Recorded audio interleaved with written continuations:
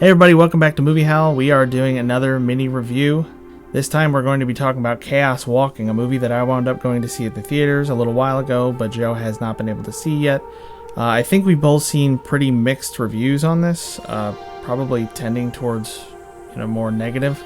But I just wanted to give my thoughts, explain it to Joe, see if he has any questions or any thoughts about it before having seen it with just the trailers and the information that's out there. But yeah, enjoy this conversation. And by the way, I'm Ryan. I'm joined as always by my co-host Joe. So Joe, yo, what up? This movie came out on March 5th, and it's one of the few that are in theaters, and I don't actually think it's streaming anywhere yet. It is directed by Doug Liman, or Lyman, however you're supposed to pronounce that, and stars Tom Holland, otherwise known as Spider-Man, and Daisy Ridley, otherwise known as the Wonder Ray. AKA. Yeah, I don't... I'll start off by saying I didn't initially want to see it. I actually didn't want to go to the theater and see it, but one of our mutual friends invited me. I didn't really have anything else to do, so I decided to go ahead and go. Everything was safe. The theaters are social distancing and all that. You can't sit too close to anybody else, just if anybody listening is worried, since we're still in Corona mode. But I'm actually glad I did. I kind of had this idea that it wasn't going to be great because I don't really love Daisy Ridley in Star Wars. She seems kind of a little wooden, which I think is probably done on purpose, since a lot of the time you want your hero to be that way so you can kind of put yourself into the story if you don't have another character that you're viewing everything through.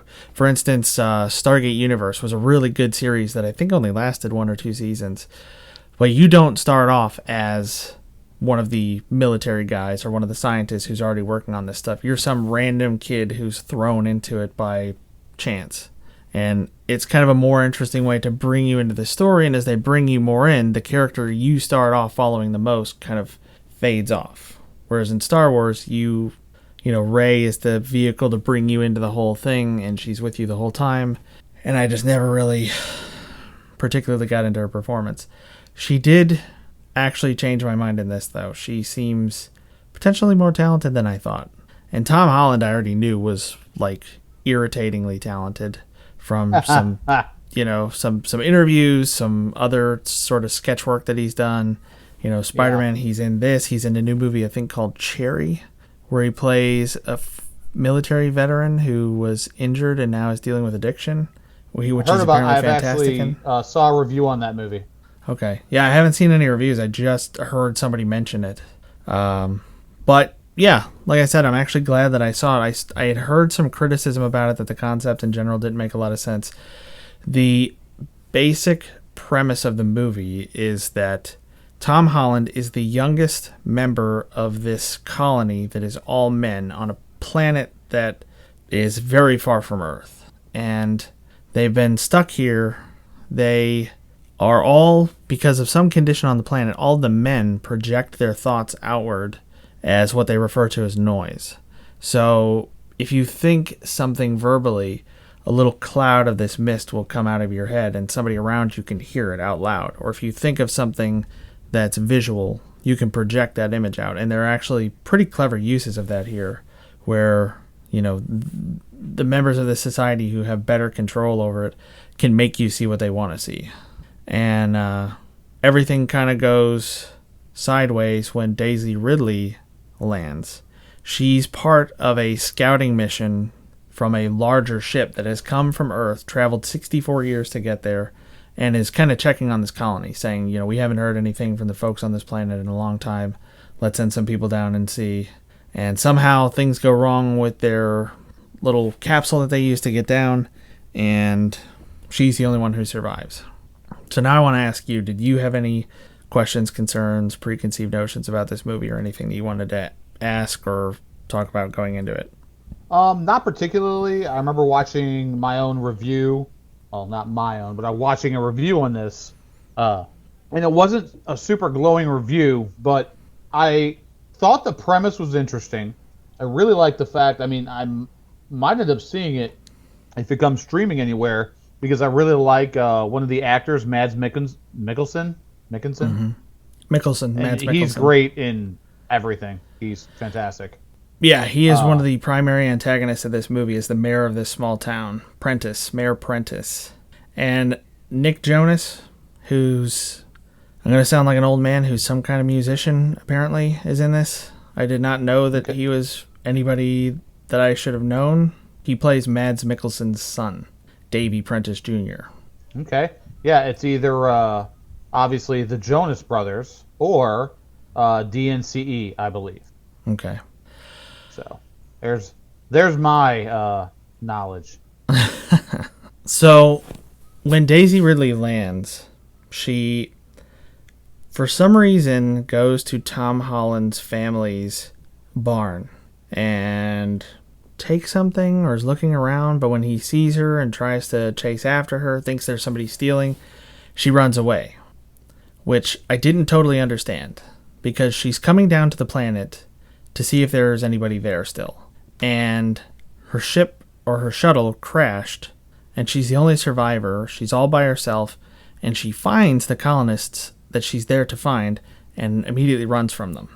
I didn't totally understand that. Okay. And I think a little bit of it might be just disorientation. She's very freaked out. It's very clear from her behavior that she's freaked out. She also just saw her crewmates, who were all male, start having noise as they entered the planet's atmosphere. It started happening while they were in that capsule.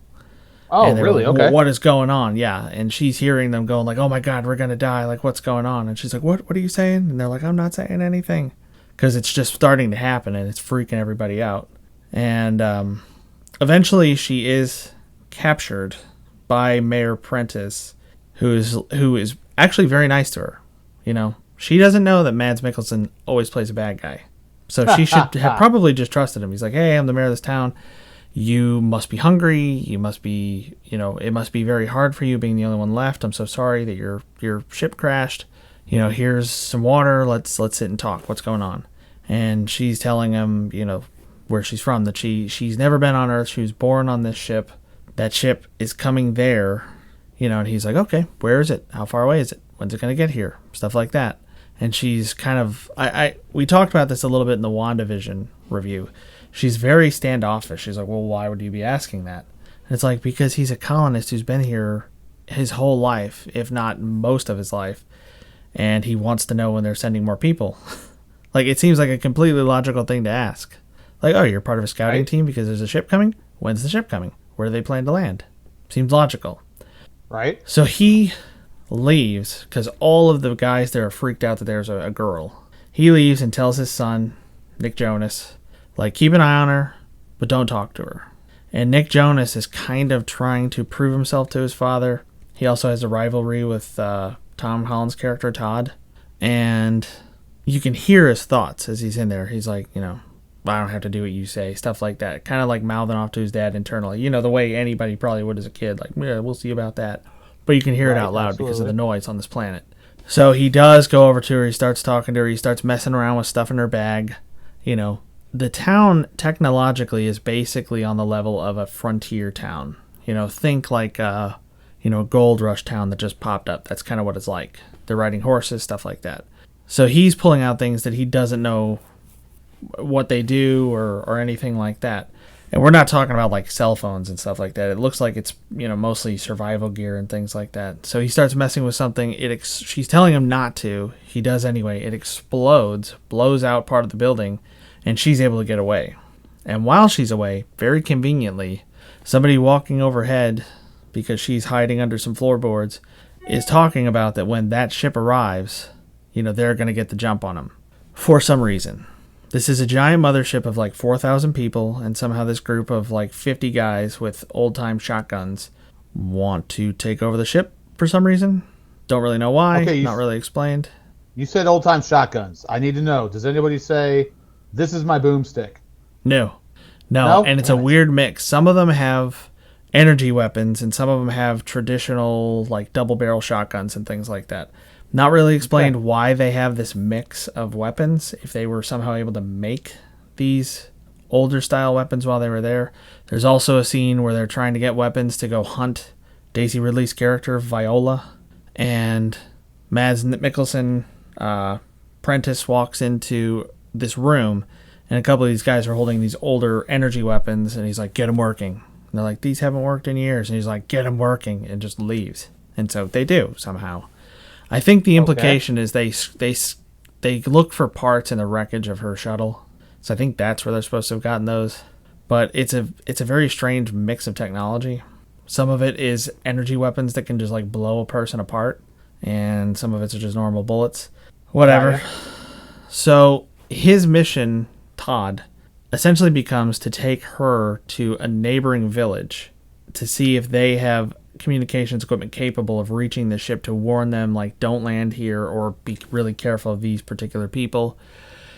When he gets to this other town after a huge ordeal, there's a secondary antagonist, which is Aaron, played by David Oyelowo. I have no idea how to pronounce that name. But they refer to him as the preacher, because while he's going around, his noise is constantly like red and flashing these different colors, and you're hearing prayers and things like that. And he's talking about judgment coming and the apocalypse and all this stuff. And it's clear that he kind of puts people off, and he's the very first character we meet other than Todd and his dog. And he's telling Todd that he's weak like a woman, and like smacks him across the face and all this stuff for like trying to hide his noise and not have his mind basically read. He's very strange. I'm not entirely sure of his purpose within the town, because it seems like the mayor doesn't really know what to do with him, but doesn't want to get rid of him either.